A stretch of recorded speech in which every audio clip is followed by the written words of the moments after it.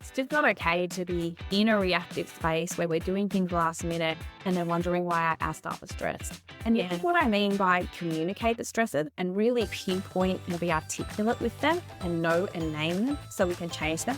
Because if we're just like, oh, I'm just so stressed, I had to make last minute changes, that's not actually saying, you know what, the Sunday weekly overview coming out the night before the week starts is not okay. It's things like fulfillment, meaning, purpose, connection. How do we do those elements of us that allow us to have meaning and purpose in the work that we do, working to our strengths? And part of the challenge with this is actually being curious about how your school works, having conversations and saying, do we have meaning and purpose here? Do people feel like they're engaged in the work that they do? Are they connected, and what does that look like? Changes that are not as easy as putting on a morning tea on a Friday morning. Welcome to Rainbow Skies for New Teachers, where we're all about bite-sized tips and simple strategies for bright and busy new teachers. If you're in your first few years of your career and want to make the rollercoaster ride of teaching more fun, streamlined and stress-free, you're in the right place. We're Ashley and Alicia, the dynamic duo from Rainbow Sky Creations, and we're excited to be your teacher mentors on the go. There are rainbows ahead, my friend. And together, we're unstoppable. Let's get into today's episode. Rainbow Sky Creations acknowledges the traditional owners of the land we have recorded this podcast on, the Dharawal and Whadjuk Noongar people. We pay our respects to their elders past and present and extend that respect to all Aboriginal and Torres Strait Islander cultures. Well, hello. Welcome to Rainbow Skies for New Teachers. But stop. Do not let the part that says new teachers in our name stop you listening to today's episode. This is an episode that every teacher in the entire universe needs to listen to. A little over the top there? Yes, perhaps I am being a little dramatic. But today's guest, Amy Green, is all about teacher wellbeing. And that is why I want everyone to listen to this episode. I think that no matter where you are in your career, you are going to get some really great advice and tips here from Amy. Now, if you're an educator, you will know that teacher wellbeing has never been more important. You've also probably know that the term wellbeing and teacher wellbeing is bandied around. But today we're going to dive deep with Amy. Now, Amy is an absolute expert in this area, and she is here to challenge the conventional norms and encourage individuals and organizations, aka our schools, to embrace different approaches to working and living well. Having navigated the challenging circumstances herself as being a teacher with chronic stress, unhealthy work environments, and all the things that go with it, Amy is here to guide us to a new paradigm, drawing from her own experiences, which she has come to understand the critical need for rethinking and redesigning how we work and live as teachers. Today, Amy is going to offer so many insights, strategies about resilience, productivity, engagement, and fostering environments where we as teachers and individuals can thrive. We're really talking about the human behind the teacher in today's episode. Now, we're living in a time where this is more important than ever, and those traditional methods or those traditional well-being strategies that we reach for are just falling short. So let's stop, let's listen to Amy's wonderful advice and start exploring the alternative paths for success. Amy's encouraging us to redefine what it means to flourish in both our professional and personal lives, and I'm so glad that you are here for the journey. Welcome to you, Amy. Amy, tell me, what is the biggest myth that we are sold as teachers in relation to teacher wellbeing? We are just diving in deep, get started. That's a big question to start with. Yeah. I probably think there are a few. I'm going to take this from two angles. So the first myth or perception is that it's someone else's job to fix. So whether it is a school leader's job or the system's job, we have somehow found ourselves in a space of thinking we can outsource our wellbeing. And the honest truth is that you can't. And I think right now we're in this space of kind of polarity, like we want it to be different, but doing the work seems really challenging and hard and impossible because it means undoing and unlearning some ways that we are really holding on to. One of the things that comes to mind, first of all, is being able to say no or set boundaries. And we see a lot about this in terms of supporting wellbeing, but the actual human psychology and behavior change that's needed to implement that is massive. We're being sold lots of things that we should be able to do or could do or that someone else should do for us, but we don't have the knowledge, understanding, or foundations in terms of implementation. And so we sit in a space of it's someone else's job to fix. And I'm a big believer that in order for staff and educator wellbeing to really thrive, it has to be co-designed and a process of collaboration with individual and collective responsibility. There are just things that only you can do. Only you can take control of your sleep. Only you can decide what food goes in your mouth. Only you can actually decide what boundaries are appropriate and necessary for you. And we have to take some control over that. And we do so many things on autopilot. We do so many things because we think that's how it should be done, or we do so many things without actually realizing or being intentional with decisions. And so it's not easy. It's not 10 things that you can go and do. You can't find it on Instagram or on Pinterest and tick it off and say, I'm done. The biggest piece, I think, in terms of understanding this through a myth or a lie we're being told, is that it actually is about changing who you are on an internal level in terms of your thinking, your beliefs, your patterns, your behaviors. And in the workplace, in a school setting, it's about doing things differently. And so we have this perception that it's an add-on, or it should be something that we do, or we have to earn, or we have Wellbeing Week. But actually, it's so integral in terms of connecting with our culture, with how we make decisions, with how we drive change, from little things to how we manage our inbox to big things in terms of pedagogical shifts we might make. And right now, I think the perception of wellbeing is that it should be nice and fun and easy. And even though I know many people don't want to hear this, it's actually the opposite. It's quite hard. It's quite hard work. It requires time, it requires practice, it requires patience, and it does require risk and vulnerability and bravery. So they're probably my biggest two things. You can't outsource it and hand it to someone else. It's definitely a balance of individual and collective responsibility, and it's hard work. Yeah, they're two really good points. It's actually really interesting. I worked at a school who had a change of principal, and the new principal that had come in, really it was all about just the output that the teachers were making, the productivity. They wanted things done in a particular way. And I had actually left and had a baby. But one thing that was said at one of the staff meetings that the staff had come back to tell me as a friend was that the principal and the assistant principal had said, your own well-being is your own responsibility. And that really upset a lot of teachers. And I can see both sides of the story because it's true. It is your responsibility and you need to set those boundaries. You need to work out what works for you in order to find that balance within yourself.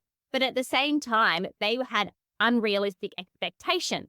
So with their unrealistic expectations, basically they were asking teachers to recreate everything that was already created. And for what purpose was that for? That really wasn't for the student, let's be honest. So I find that a really good thing to talk about exactly what you were saying, that we do need to think about it as ourselves and we do have a responsibility. And then would you agree with me that the system has a responsibility not to be overworking and having unrealistic expectations on our teachers? Yeah, I think that's definitely the collective piece. There are all the individual elements that we definitely associate with physical well-being, but even our emotional well-being, our resilience, that all sits with us. No one can tell you what time to go to bed. No one can tell you what to eat, and no one can manage your emotions for you, right? The collective piece, and I refer to this as workplace well-being, is actually considering what things might be impacting staff well-being, what things might be causing stress or increased pressure. And that can come through things like workload, unrealistic time expectations, lack of job clarity. We're seeing this come in with the psychosocial hazards legislation that we now are all required to address. And I think it's a really interesting space because what I love about schools, but also if I'm really honest, what I hate about schools is that they're all so different. They are all incredibly different. It doesn't matter what system you work for, state you work for, year level you might be on, or what cluster your school belongs to. Everything is different. Our bell times are different. The amount of students we have are different. How our timetable is structured are different. What someone else might be taking our students when on contact is different. And whilst this is great because it means we get to mold our schools in ways that are reflective of who we want to be, it's also a huge challenge in that we're looking to be universal strategies and resources and ways to address the problem, but uniquely, we need to actually consider what's going to work for us. And so this collective idea of understanding what does workload look like in our school? What are the planning expectations for our staff? What parameters have we put in place for team collaboration? What is our expectation on email? How many playground duties are staff doing and what does that look like? These are actually decisions that mostly school leaders are making without understanding that's what impacts staff wellbeing. And so I would say we want to point and blame the system and say the system needs to change, but actually there is a considerable amount of autonomy, decision-making, power and control we have in our schools to design them in ways that either function and support wellbeing or don't. And this is what we have to start to explore because we can't change the system. we can definitely advocate and fight and get up there and say this is not okay. But we're not going to change that in a day or a week or a year. The system is slow. But we can do things quick in our schools. We can do things within our teams. We can do things in our settings. And we have to understand that when we're in a space of saying the system needs to change, again, we're handing over our power and we're not realizing the influence we have. And I think there's an unrecognized amount of influence that we can create in our schools. The caveat is that we need time and space to do that. And that is part of the challenge. Yeah. And shared understanding that really it is the leadership team and the staff, everyone coming together to find what works. That school I was talking about, we had a principal before that, and the school just buzzed. Staff would do anything for this principal because he was just so conscious of how everyone was feeling all the time. So if he got an idea that things were feeling a little bit heated, people getting overwhelmed, he would pull things back immediately. He made sure that he was on top of different things. He listened to his staff. And I think that nothing can underestimate that. He built it and created it that way, but it changed quickly as soon as he had left, which is a really sad thing. And I know that everyone brings different bits and pieces to the leadership role, but it's definitely something that we need to think about and consider. And just on the duties, I know as a teacher, that's one thing that really overwhelmed me. I knew that I had so many things to do in a day. And going out onto playground duty, I didn't enjoy it. It was just another thing ticked off the list. But as you were talking then, I would have thought, you know what? If someone who didn't mind playground duties did mine, and I did something else for them, that probably would have really worked for me. Because there's lots of things I'm sure that I do that it doesn't bother me and it would bother somebody else. And maybe we need to think about that is differentiating for our staff. That's what we do for our students, and we need to do it for each other as well. Yeah, absolutely. That's what I spend a lot of time working with schools on. What are staff strengths? What are interests? What do they like? In most schools, you do have to do playground duty, but I've got one school, I'm working really closely with them, and we're putting in, it sounds silly, we're talking about playground duty, but they're letting their staff co-design their playground duty rosters so that you can actually choose the area you want to do duty in. If you don't want to be down on the basketball courts because that's not your space and it's stressful for you, go to wherever, go under the trees in the area where the kids chill out and that's a bit more quiet. But then someone else loves the basketball space and loves being there with the kids, so they're going to go down there. And this is where the micro stresses, these little things, but as a teacher, they don't necessarily seem like they're micro stresses because there's so many of them. But what we don't necessarily have in our workplaces yet, although and I think many are moving to it, is this idea, I call it speak and seek. It's being really clear and speaking up about what these micro stresses might be. And then as leaders and colleagues, seeking out what it actually means. Because we tend to use blanket words or overarching words to describe what we might be feeling, like, oh, I'm really stressed, oh, I'm really overwhelmed, oh, I've got heaps to do. And we throw them around. Like I had one school that I was mentoring this week in some sessions I was running. Someone said to me, it's just the nature of the beast. And I was like, hang on, is it? Because when we use statements like that, what we're actually saying is we're going to accept these micro stresses. We're going to accept these ways of working, and we're not actually reflecting on them. So we have to start to challenge some of these norms that we might be just taking on as this is how it is, and really start to be open to saying, it doesn't have to be like this. We actually control the timetables around playground duty. We actually control what our weekly timetables look like and time for collaboration and planning. We control the agenda of our staff meetings. There are so many things that might bring a little bit of stress. But what we do as educators is, well, I'm just really stressed, and someone will go, yeah, I'm really stressed too. But what is the stress? If we can become really curious and granular and specific and start to name the things that are causing that stress or that overwhelm or that feeling like we don't want to get out of bed anymore, then what that's going to empower us to do is create strategic change that's actually meaningful. The opposite of that is, oh, I'm really stressed, I'm stressed too, leadership here, and they're like, you know what, we'll just cancel meetings this week. And that doesn't actually address the cause. We have so much reactionary symptom-focused strategy that what we're doing is then allowing the cycle to repeat. So we need to become curious about micro stresses. We need to stop saying things like stressed, overwhelmed, burnout, and actually name the problem.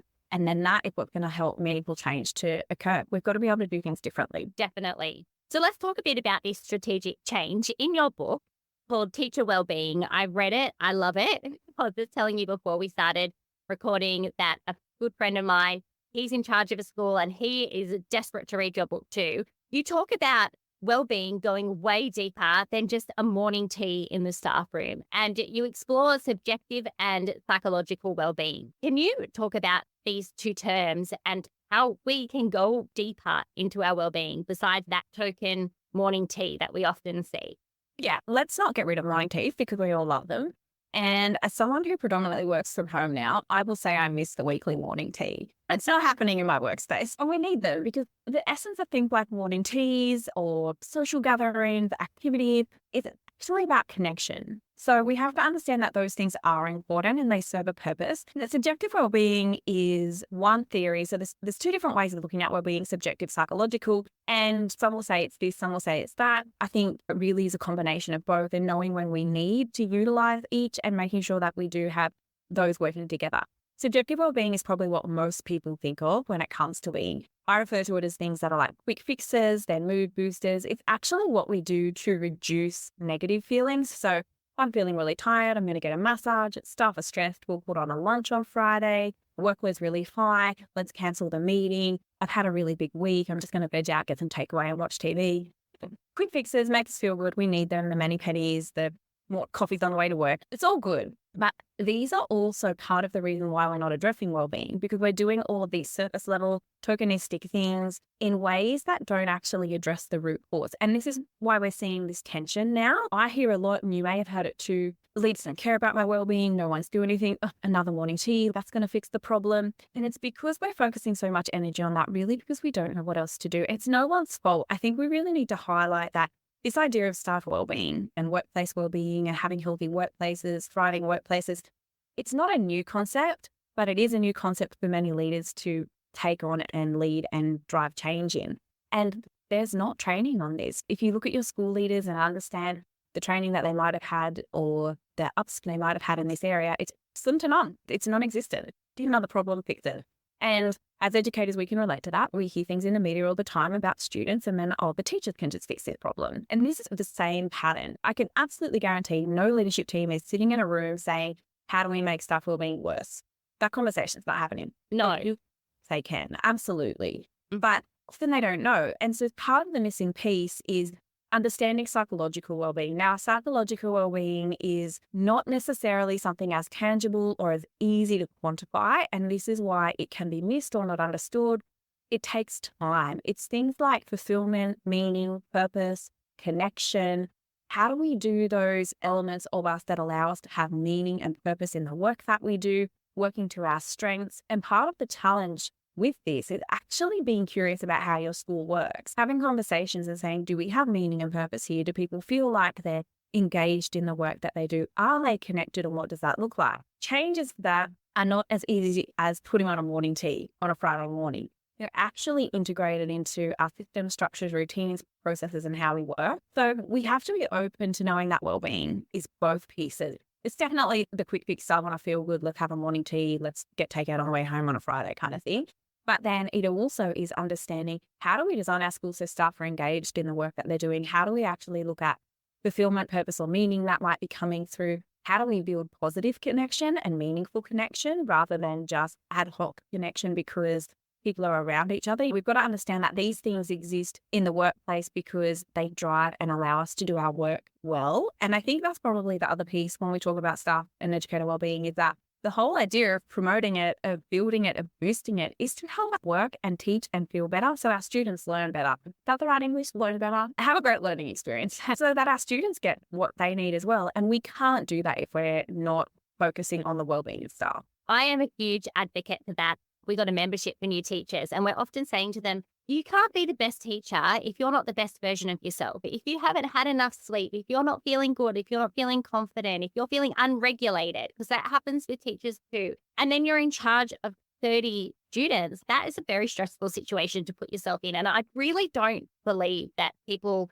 understand it unless they've done it, where you're an unregulated human, or you're tired, you haven't had the right nutrition, you don't feel good, you might even be feeling depressed or anxious, and then you've got to go into a classroom and show up for those kids. And to show up for them, you need to be the best version of yourself. And that is why I think that this chat with you, Amy, is so important. And I'm really, individual teachers are going to be listening to this. I'm hoping that they're going to be able to take away some really great points about that psychological perspective as well as the subjective. So combining them both together and finding the best of both worlds. As you were saying, we need both in order to function and to find that purpose. I really like that. So in chapter 3 of your book, don't worry, we're not going to go chapter by chapter. I'm out here a while. I totally could, but we won't, everybody. You broke down where you think we've gone wrong by explaining 10 mistakes we make when trying to address teacher wellbeing in schools. I think that it's important to look at these mistakes because that's going to help us learn. We're always saying mistakes help us learn and become better. So can you explain some of these mistakes to us so that we can move forward with a better sense of wellbeing? Yeah, absolutely. I think we've already touched on some of them as well. And when I wrote this chapter, I was like, oh, is this the right thing to say? I'm aware there's some big bold statements in there. But I really wanted to do exactly what you said and get people to understand that this is feedback for us. Just like we expect of our students to take on feedback, it's the same thing. It doesn't mean that we're blaming or we're pointing fingers or saying, hey, you've done it wrong. It's just like over time, we let some mistakes creep in. And when we have awareness of that, we can better change ourselves, our systems, our process, whatever it might be. One of the big ones that we touched on is really waiting for the system to change. And I just don't think we can do that. I honestly don't think we can all sit around and go, everything in education is doomed. Everything is terrible. It's the system's fault. We've just got to wait until the system has changed. We don't have time for that.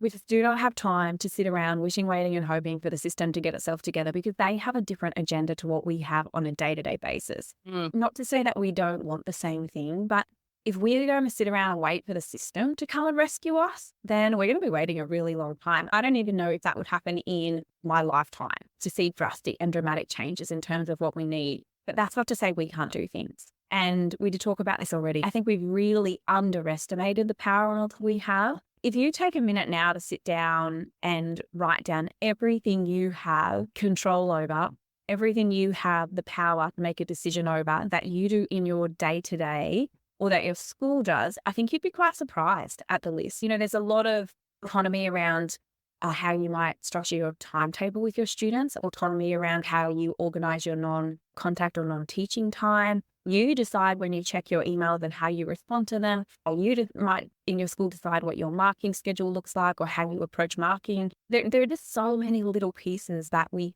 underestimate what impacts wellbeing. And that's another mistake we've made. We've really underestimated the system structures and processes that we put in place or that we're unaware we have in place and how they impact our wellbeing. Because with this idea that wellbeing subjective is about doing the nice fluffy stuff, we haven't valued enough that it's really also connected to how productive we are, how engaged we feel, and the idea and concept of performance and growth. So are we performing? Are we growing? Do we know where we're heading? And are we actually really specific in how we work with our routines and our habits that allow us to have high functioning systems? Teaching really is a high performing job. And we need high performance skills to be able to do it well. So we need to be well organized in terms of our time management. We need to be able to be efficient in how we work. We need to be productive when we have time available to us. And I think we're not necessarily aware enough of how the day is structured or how we might structure our day. And so therefore we find ourselves in moments of stress or in moments of overwhelm when we control the system structures and processes that exist. There are certainly a number of mistakes. I think there are 10 in the book. I won't go through all 10 of them, but there's some that spring to mind that I think are probably really pivotal for those who might be listening in terms of what can you control, what can you do, and what are you perhaps leaving to chance, where a little bit of intention behind, a little bit of really considerate thinking of what that might look like can start to change and shift how you work. I worked with a teacher and she was not a morning person. She was my grade partner. And she used to come in just as the bell went, and it didn't stress her out. She loved it. It was the best for her. She'd stay really late at night, and that is how she worked. And I can't tell you how many times she got in trouble for coming in late.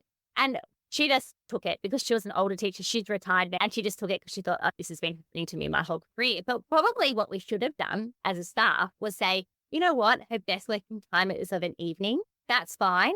It's not impacting the student that she's not there unless she had a meeting with a parent or something. It doesn't matter what time she comes in. And for me, I'm a morning person, so I would work in the morning. But if I'm there late at night, I'm getting nothing done. That's not good for me. I know that I start to spiral and go downhill. It's about having choices about what you're doing. That was just one little thing that came to mind that teachers could definitely do. Yeah.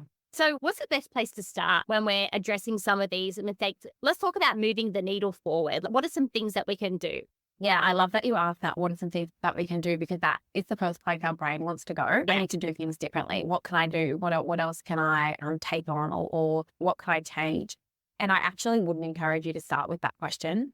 I would instead ask you to start with asking how you want to feel. because we have to understand that as humans, we're feeling and emotion driven, and we're either going to be what we call moving away or moving towards focus. Right now, many educators are in a space of moving away focused, and most of us are naturally inclined to think about what we don't want. It's part of our survival, fight, flight, or freeze, protecting, keeping safe. You might know that you don't want to feel stressed, you don't want to feel overwhelmed, you don't want to feel tired, you don't want to feel like you don't have any energy. And we have to start to ask, that's how I don't want to feel. How do I want to feel? You might want to feel like you're waking up feeling like you can tackle the day. You might want to feel organized. You might want to feel like you have more space. You might want to feel calm. So that's the first part. Be really clear on how you want to feel on an average day. I call it your point of equilibrium, where you're most balanced in your emotional state. We're not going to feel ecstatic and super excited or even happy all the time. That's not the normal human experience. And it's not like we're never going to feel stressed or overwhelmed. It's normal human emotions. For me, my point of equilibrium is when I'm calm. My emotions are calm, when I feel quite grounded. I know I make good decisions there. I can have conversations there. I'm kind from that place. So ask yourself how you want to feel most of the time. Then ask yourself, who do you want to be? Like, do you want to be present? Do you want to be creative? Do you want to be someone who is healthy? Do you want to be like a role model for your family, your children, your students? What does that entail?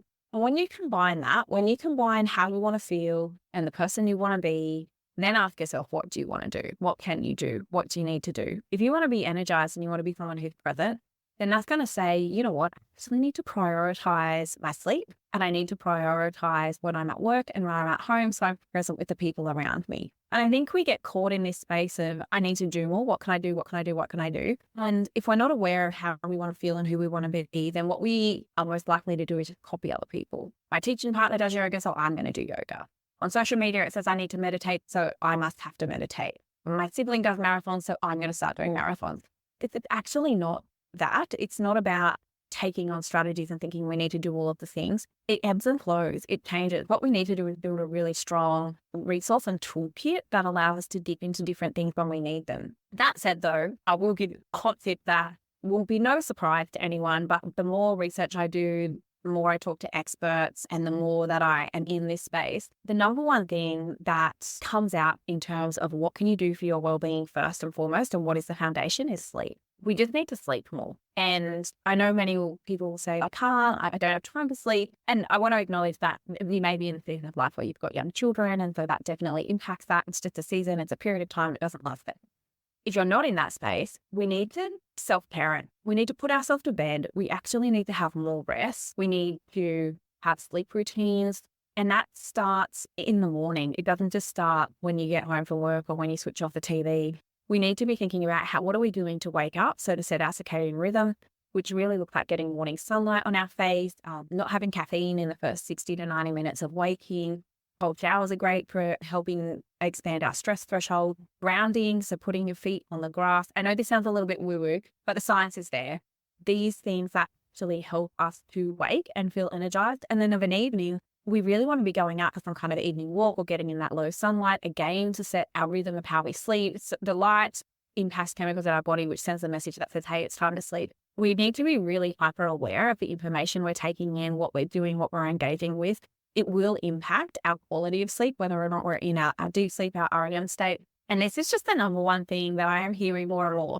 Do this first really well, and then other things will naturally start to be benefited by this, and you can regulate emotions better. Your perception of stress is different if you sleep more. You're not going to be inclined to want to eat unhealthy food. You're going to be more creative. You're going to be more productive. You're going to feel more energized. So apart from asking yourself, how do I want to feel and who do I want to be, and letting that influence some of what you do, sleep is the number one thing. Oh, there's so many parents out there that need to hear that chat about sleep. The amount of teacher-parent meetings I've had, and I've said, what time does your child go to bed? What time do they go to sleep? And it's just far too late. And I think as teachers, yes, sleep is so important. I've just come out of that phase of life with young children, and I can tell you that the way your mind thinks when you have had lack of sleep or not good quality sleep in comparison to how it works and works for you when you have is just absolutely massive. So sleep is an important point there. And I also liked how you were talking about what can I do? And as teachers, we have that never ending to-do list. And then we're thinking, what can I do for my well-being? Let's just chuck some more things up there. And I think that's half the problem as teachers, that we're just always adding to that to-do list. Finding what works for you is the best way to go around it. My husband, he's not woo at all. And my mum's always saying to me, Dave, you should meditate. It'd be really good for you and good for your stress levels. And he's, no, Jan, I'm not interested in meditation. I think it's all crap. Anyway, one day we were on holidays and he loves the ocean and swimming. And I've spoken about this on the podcast before. And he tends to just jump in the ocean and then he just looks out onto the horizon. And he came back and he said to my mum, you know what? I think I've found my version of meditation. It's being in the ocean or just looking at the wave. And I thought that was really insightful for someone who doesn't like that woo-woo thing at all. He found something that works for him. We live by the beach, so he can go and do that really easily. Even 5-10 minutes makes a difference for him in his life. But meditation, sitting in a quiet room, listening to something or trying to zone out was never going to work for him. Yeah, that it's so important to find your version of what all these things look like. My partner's the same. He's not woo-woo, but he swims. It's his version, and running is his version of meditation. I will happily meditate like 2.5 hours. I can do that all day. I love it. I've done meditation, teacher training, breath work. It's definitely a thing I love, but it's not for everyone. And I think that is, again, one of those mistakes. We've tried to adopt strategies that we're told are good for us, but they may not be our thing. Now, there is a lot of science coming out now behind meditation and breath work, but it doesn't have to be massive. It's 3 minutes of breathing. In fact, the best breath that they are now saying is good for us to help regulate our nervous system or our emotions. And this, I think, can be for students and also adults. But if you're in a heightened state and you want to calm yourself down, the best breath is to do a 2-part inhale and a 1-part exhale with an audible sigh. And if you think about it, that's the same breath your body mimics when you are crying. Our body's natural way to calm ourselves down. Mm-hmm. And so by doing that breath, whether or not you're driving home and you've had a really stressful day, or you're about to go and get your class after lunch and you're like, I just need it. Just doing that for 2 or 3 minutes, especially outside if you can, somewhere quiet, that is going to help really help you if you're dysregulated with emotion, bring your body down into a calm state. 3 minutes is enough. So they've done studies that say 3 minutes of meditation and breathing a day in a really mindful state is enough to have an impact on your resilience. It doesn't have to be these 2.5 hour stints, but it is something that you can build up a routine and a habit around. And I think in that morning, if you can find 10 minutes of your morning, somewhere between 10 and 15 minutes to do some breath work, again, they're saying that is absolutely essential for us to be able to start the day well. Yeah, you could even team that up with going for your walk or going and getting that sunlight on your face. Yeah, for sure. Okay, so my next question is moving away from that calming thoughts of breath work. And we're going to talk a bit about productivity, because I know that you've done a lot of research on the connection between productivity and well-being. And I am obsessed with all things about productivity. So I'm really interested to hear what you have to say about this. Yeah, we've chatted about it already, parts of it. So it's definitely about knowing how you work. We are not designed the same. Humans are not designed the same. Some of us are morning people. Some of us are evening people. Some of us are going to enjoy that creative planning aspect. Some of us are going to enjoy the data aspect more. Some of us are going to want to be working on science and geography, and some of us are going to love maths and English. I think in a school, we need to be open to understanding that when we recognize that strengths are connected to energy, we are more productive. And so what I mean by that is often we perceive strengths to be things that we're good at or that we like and enjoy. And that is a small element of truth. But in the realm of positive psychology, what we actually link strengths to are things that give us energy and help us to feel we can better work through things. So what I mean by that is you might have a strength around being organized. You might have a strength around data and analytics. You might have a strength around problem solving. When we know what our strengths are and when we know when we work best, we can combine those to become kind of productivity powerhouses. If one of your strengths is around that creative planning idea and you work best in the morning, do that in the morning. Know what you're good at, know what you like, know how things support your energy. The other piece too is around working with your team on what are your strengths and how we start to get better at not doing the same things and all doing the same things, but job crafting and sharing tasks so that it aligns with our strengths to support us to be productive. The other piece around this too is actually carving out time for deep work. It baffles me that in our day-to-day work for most of us as educators, we have very little time to do the deep work that's needed to do our job well. And often this is because our non-contact is broken up into really small chunks. Now, as I said, we control this because we design our timetable. So I do have some schools that I've worked with that have put a lot of time, and when I say time, I'm talking like 2 years, to be able to implement structures, to craft their timetables so that staff can have their non-contact in one big chunk. And so in some schools, depending on how they've resourced to that, it seems to be more common that educators are getting somewhere between 4 hours to a day to actually be able to have deep work time to get tasks done. When we are flicking between tasks, when we're going from one task, we have our email open, we have our phone next to us, we are reducing our ability to be productive. It's just not happening for us. So we need to carve out chunks of time. We need to create routines and habits and systems, and we need to reduce distraction.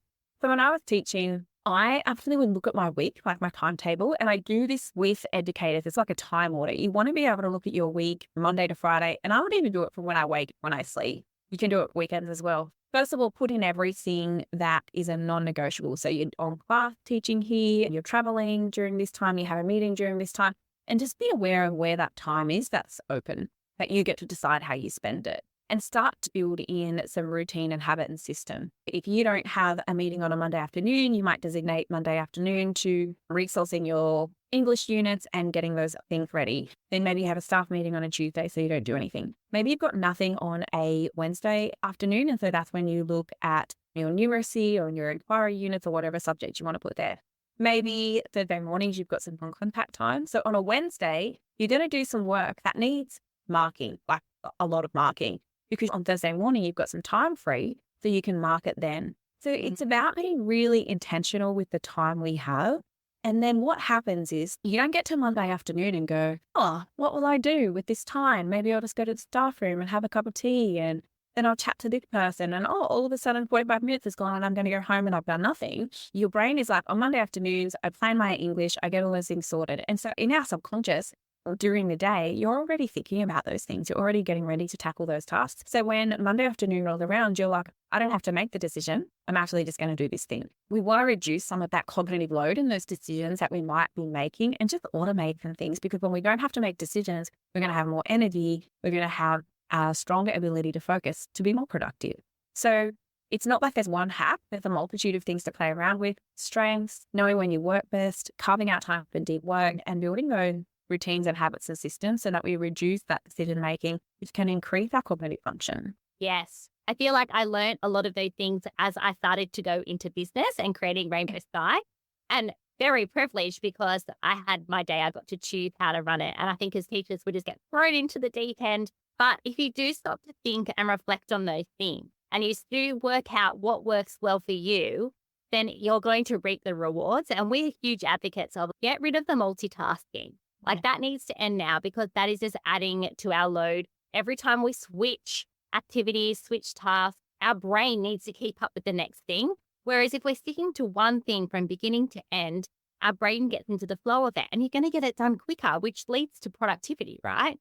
Yeah, absolutely. As you're talking, then I'm thinking the number one thing I probably hear is emails. Emails, and there's blessing and a curse. I think part of this is being really firm on what we use email for, and also what do we need to respond to. Probably need to respond to every email that you're responding to, or the parameters around how we communicate things, especially if you're in a large school and you use email to communicate between staff. So there are a few things I would say. Block when you reply to emails. I used to do my email the first thing in the morning and last thing before I left, because, and actually I still do this, because it helps me to know that I was starting the day with the information I needed, ending the day with the information I needed, and also it was done. Like I wasn't continually responding to email all the time.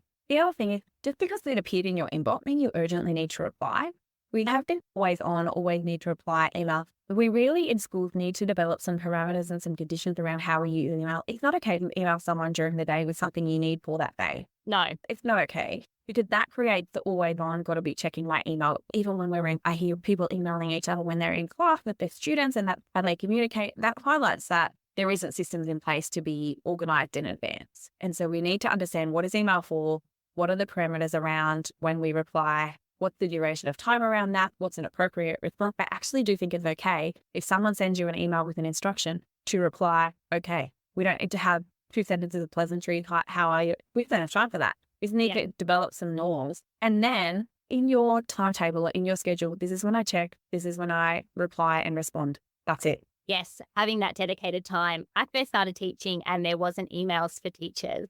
It was amazing. We used to actually get notes in our pigeonhole, like the information that we would get for emails, but it was great because you could just highlight what you needed, get rid of it, tap it in the recycling. I think the email thing has gotten out of control, considering to our core work is to stand in front of students. So therefore, we don't have desktops. We're not sitting at a desk checking emails all the time. That also goes on to one other thing that we often recommend. And Amy, I feel like you're going to 100% agree that you do not need to have notifications on your phone for your work email. I would say you don't even need to have your email on your phone. No, keep it to school. You don't need your email on your phone. You don't need a WhatsApp group on your phone. You don't need to be part of a Messenger group. You don't need to be part of a Teams group on your phone. It is a work-related app function. It's saved on your work laptop. This is why people have so much trouble separating between work and life. It's because they have made the decision to put these things on their personal devices. You don't have to. This is where, when we talk about boundaries, this is what it looks like. I don't want to get hung up on email, but if we're talking about communication, we have to understand that it's not the sender's responsibility to manage when you engage with what they've sent. That's on you. So if you have notifications on, if you're checking your emails every half an hour, if you're in your WhatsApp, I don't even think we should be using that. But if you're in a WhatsApp group and you're checking it or you're using it late at night, no one's making you do that. That is absolutely on you. Use the communication channels that exist for professional reason. I would say don't be in anything else, because this is why we can't find that presence in our home life versus work life, because we let it take over. And just be really efficient and firm in how you work and the boundaries that you have, and asking yourself, for what purpose am I doing this? That we're used to over communicating. We think that it's part of building connection, or we need to be on. If there is an emergency, someone will call you. Yeah. That's it. When I was a school leader, I used to do everything at work, and I would probably work from somewhere between 7:30 and 8 o'clock to 4:35. I didn't have anything on my phone. I didn't take my laptop home. Work was work, home was home. And I said to my principal, if there's an emergency, call me. Now, at first, that wasn't received very well. The reception was, school leader, you should be available at all times. By this time, I was in my chronic stress burnout space, and I was like, I'm not doing that. These are my work hours. I'm prepared to work. I'm prepared to do all of this in the time that I'm here. I get the job done. If there is an emergency, you have my mobile number, you can call me. Now, over time, that became more accepted, and I think that it was evident that it was okay. I could still manage and didn't need to be on all the time.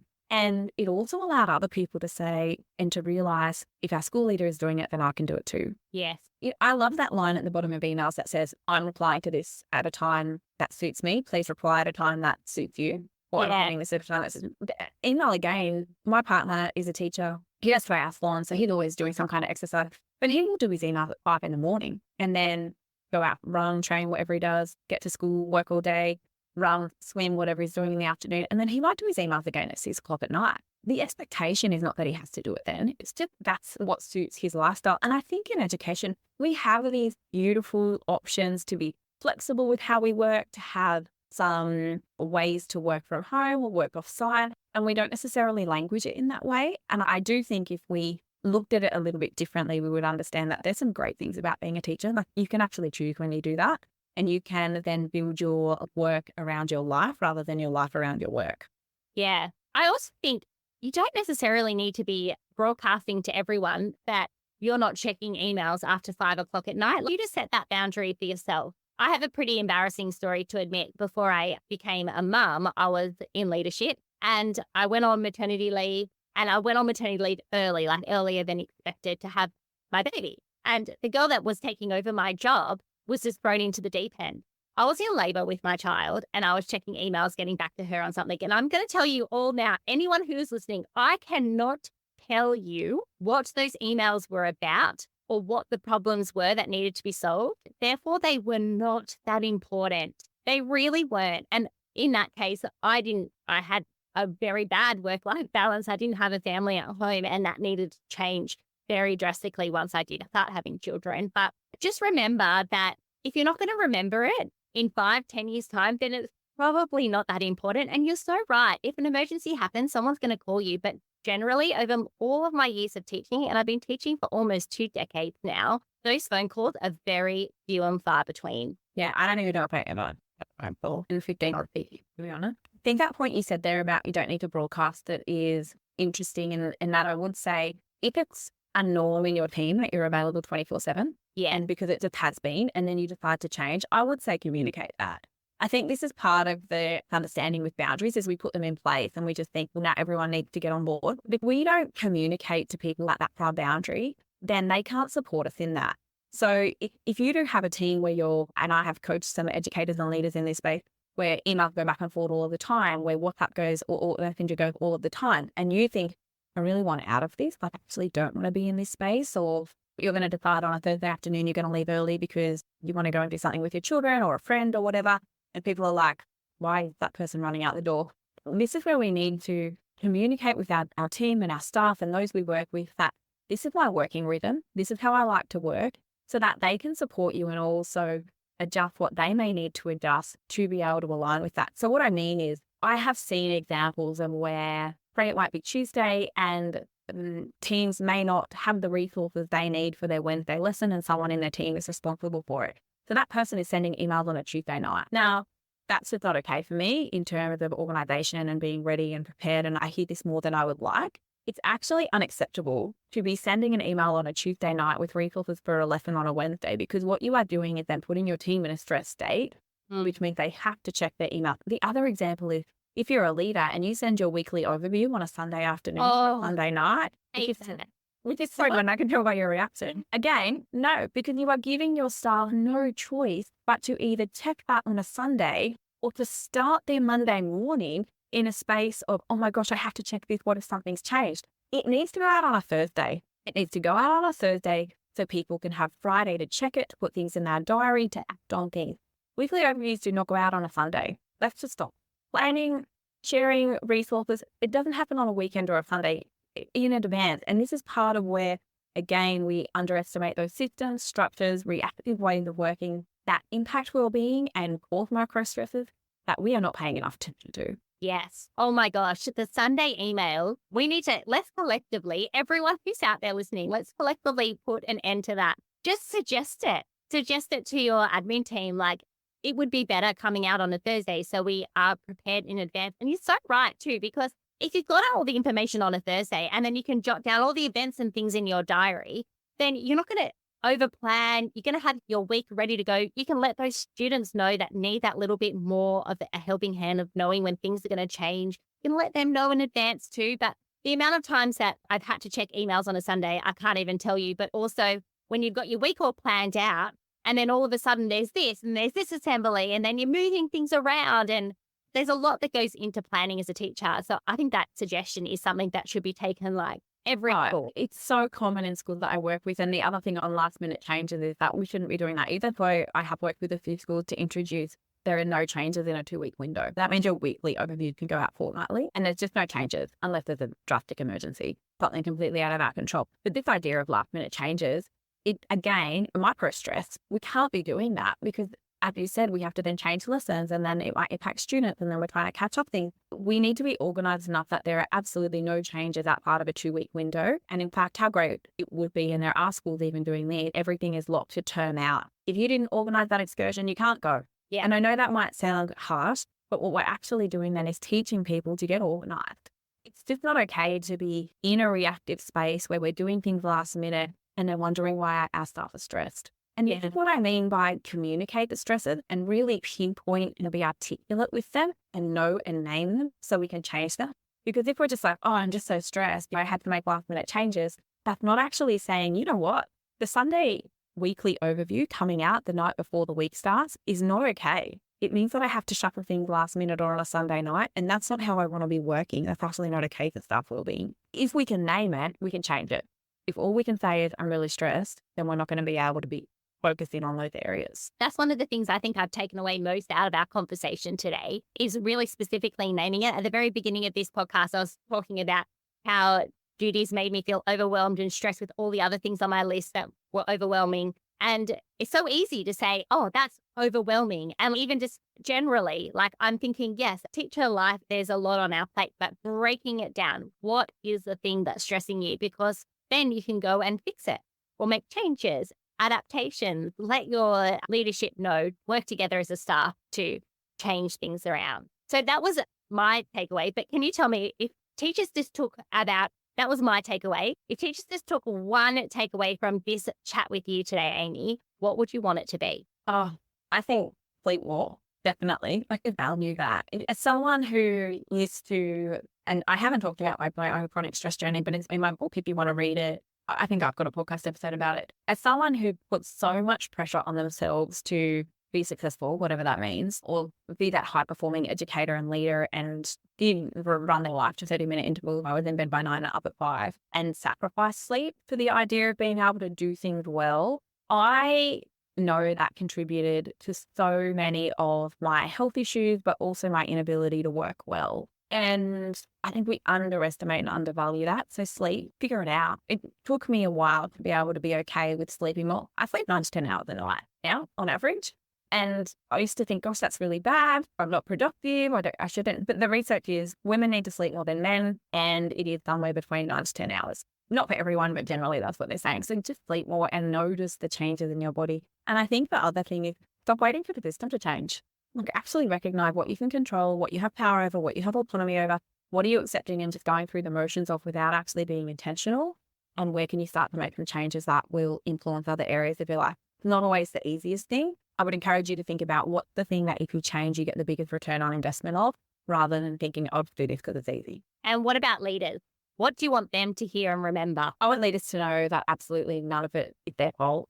I think sometimes with leaders, we think we've done all these things wrong and we should be better. And the reality and the truth is we're doing the best we can with what we have. And so I would say slow down and take a breath and recognize everything that you're doing, which is great because there are great things happening, but then become really curious about where you may be doing things because what we like to say in school is, this is the way it's being done here. This is the way we do it here. Be really curious about those things and lead in a way that says to your staff, I'm here to work with you and alongside you. And I hear what you're saying. Let's collaborate and co-design solutions and strategies. Don't think as a leader, it's your job to fix everything. It's not. But if you are not curious and you don't dive into some of these conversations, which I know can open up, it's been said numerous times, it could open up a whole range of things that we're not necessarily prepared to hear. Yeah. You have to be ready to hear them because we know things like retention, or we don't have enough educators in this country or the world really, and it's not getting any better. And I think the more we try and keep things the same, go back to how it used to be, resist to change, the worse the problem is going to get. And as leaders, we have to be completely ready to embrace the idea of revolutionizing what being an educator and working in a school looks like. And as I said about 50 times, we can't wait for the system to do that for us. We can actually do things in our schools. There are great things schools are doing. There are actually some really creative, wonderful things that schools are doing to just completely change how schools function. And it doesn't have to be how it was 20 years ago. We can make some really exciting, creative changes with what we can control. You're so right. I think as teachers, one of our superpowers is that we can adapt to change and that we're flexible and we're always changing things as far as our pedagogy goes. So leaders, you can do this for sure. Absolutely. Amy, if people want to connect with you after this episode, where can they find you? You can find me on LinkedIn, Amy Green. It'll be their summary. You'll find me. And then also I'm on Instagram and my website. So my business is The Wellness Strategy. You should be able to Google that and find it. I'm on most places, but I would definitely say LinkedIn is the place where I hang out the most, if not two. Amazing. We'll make sure that we put all of those links in the show notes. Amy, thank you so much for all the important work that you do for teachers. Yeah, thank you for having me. It was been a great conversation. Yeah, it's been wonderful. Thanks. Well, that is a wrap with Amy. We spoke about so much in that episode. I feel like I myself need to go back and take notes. I love the idea of thinking about the tiny stresses in our life as teachers, identifying them and calling them micro stresses. I think that really looking at those micro stresses and exactly what is overwhelming us can be so beneficial to help provide those steps to move forward. I know that the idea of teacher wellbeing, and I'm going to put that in inverted commas, there are so many myths around that. There's so many disheartened teachers out there because we feel like we're not being supported with our wellbeing. And it really is that team effort, exactly like Amy was explaining. Thank you so much for joining us. As we say almost every week, making this podcast is really a highlight for us. We get to talk to wonderful people like Amy who help us along with our teaching journey, but hopefully are helping you as well. This is an episode that you probably want to go and share with a teacher friend. I was out having coffee today and I was telling my friend who is a teacher all about it and all about the strategies I learned. So please go and share it and let's spread the love. We'll be back here, same time next week. Until then, there are rainbows ahead and together we're unstoppable.